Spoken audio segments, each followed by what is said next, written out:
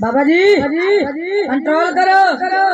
कल भी तुसी गुस्सा किया, साडा गुस्सा विच ही निकल गया।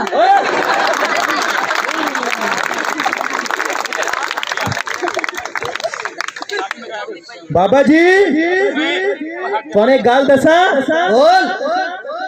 अगर बुरा ना मनो तुहानू मैं साबण लिया दा, अपना मुंह धो लोगे।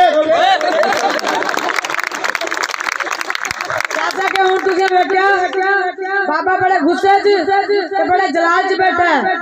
साडे ते किसी ने बाबे की शान च गुस्ताखी की, बाबे ने उन्हें खोता बना देना।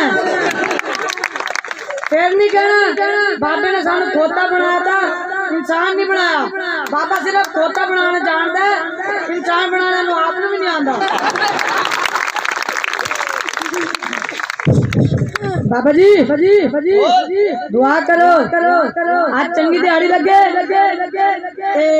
चोलियां पाल के घर जाइए। आएगा बच्चा आएगा। लगता मुर्गी आ गई, मैं पता करता।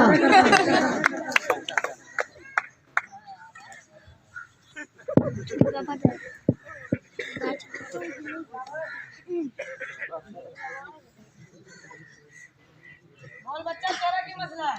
बाबा जी मेरी बीमारी का मसला हल करो। रुक बच्चा, मैं देखदा बाबा वेला है, तेरी गल कराना। भांडे धो रहे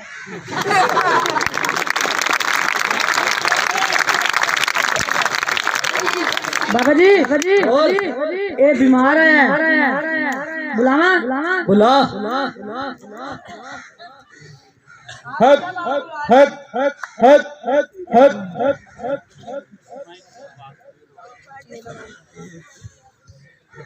बाबा जी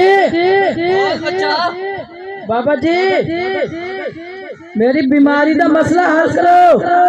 बच्चा बाबा सब जानता है तू बीमार है, तेनू तकलीफा ने, फिर भी बोल बच्चा।